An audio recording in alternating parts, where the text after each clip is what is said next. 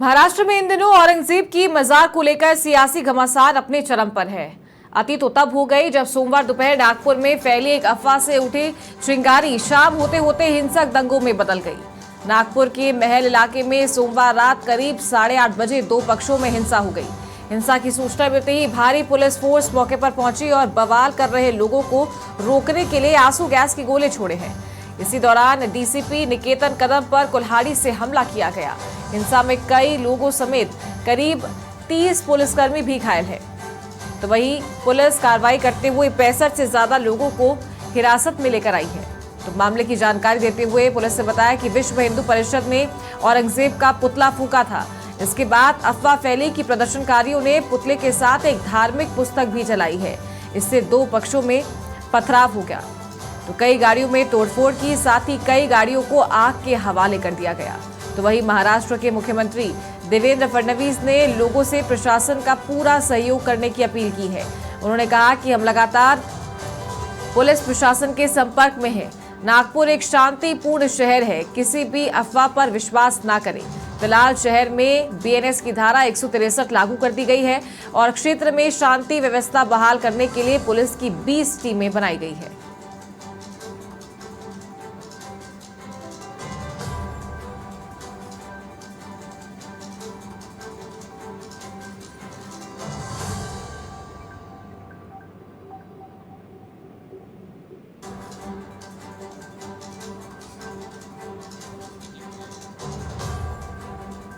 और ज्यादा जानकारी के साथ सहयोगी ज्योति सिंह फोन लाइन पर जुड़ गई। ज्योति, सबसे पहले तो आपसे इस पूरे मामले के बारे में भी जानकारी लेने चाहेंगे और दर्शकों को बताना चाहेंगे कि क्यों ये हिंसा हुई है और फिलहाल क्या स्थिति है महाराष्ट्र के नागपुर में।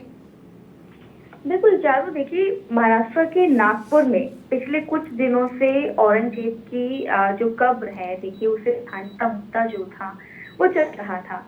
उसके बाद बजरंग दल और बीएचपी के द्वारा जो प्रदर्शन किया गया था, उस प्रदर्शन के बाद से ही देखिए ये जो दंगा है वो आगे जो है देखिए बढ़ता हुआ दिखाई दिया।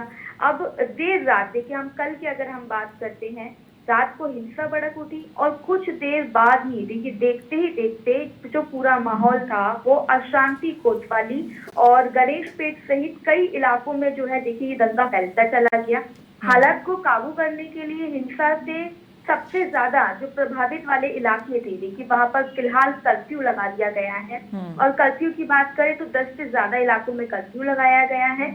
और देखिए इस घटना के बाद से सभी लोग देखिए ये जानना चाह रहे हैं कि आखिरकार नागपुर में हिंसा भड़की तो भड़की किस तरीके से, विवाद कहाँ से स्टार्ट हुआ और ये जो पूरा प्रदर्शन था उस प्रदर्शन के दौरान क्या अफवाह फैलाई गई थी जिससे दो गुटों के बीच में इस तरीके से झड़प हुई जो कि एक बड़ी हिंसा का रूप ले चुकी है। देखिए मामला जो था, पूरे की मामले की स्टार्टिंग जो हुई वो औरंगजेब की कब्र को हटाने की मांग को लेकर जो हिंदूवादी संगठन थे उनके विरोध प्रदर्शन के दौरान में हुई।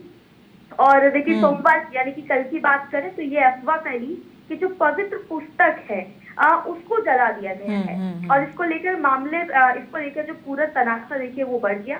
और उसके बाद करीब शाम 7:30 बजे जो है देखिए महल के जो चिटनिस पार्क है, सबसे पहले वहां पर झड़प होती है जिसमें पुलिस पर पत्थर फेंके गए और करीब 6 नागरिक और 3 अधिकारी उस दौरान सबसे पहले जो झड़प हुई थी वहां पर घायल हुए। और ये अशांति जो है धीरे धीरे जो है देखिए हर एक इलाके में फैलती चली गई।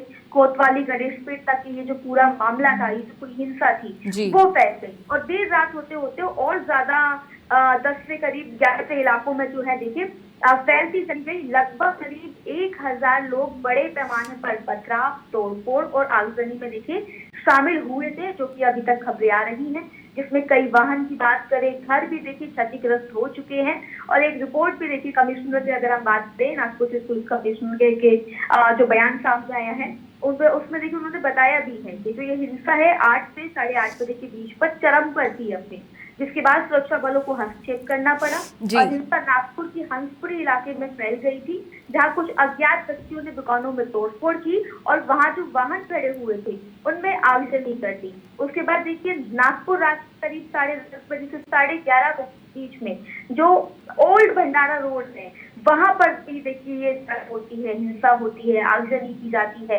इसके बाद धीरे धीरे धीरे ये आगजनी तोड़फोड़ देर रात तक चलती हुई दिखाई देती है। फिलहाल की स्थिति की बात करें तो अंडर कंट्रोल है। सबसे ज्यादा इलाकों में कर्फ्यू लगा दिया गया है। केंद्रीय मंत्री देखिए जो नितिन गडकरी हैं, उन्होंने भी शांति बनाने की अपील करी है। इसके साथ ही साथ मुख्यमंत्री फडणवीस ने भी शांति बनाने की अपील करी है, सीसीटीवी के जरिए नजर बनाए रखे हुए हैं। लेकिन इसी बीच विपक्ष के नेता यानी कि कांग्रेस के नेता पवन खेड़ा ने देखिए अब सवाल उठा दिया है बीजेपी की सरकार पर। उन्होंने कहा है कि पिछले 300 साल के इतिहास में आज तक इस तरीके का दंगा नहीं बढ़ता है, जबकि केंद्र में और राज्य में दोनों में ही बीजेपी की सरकार है।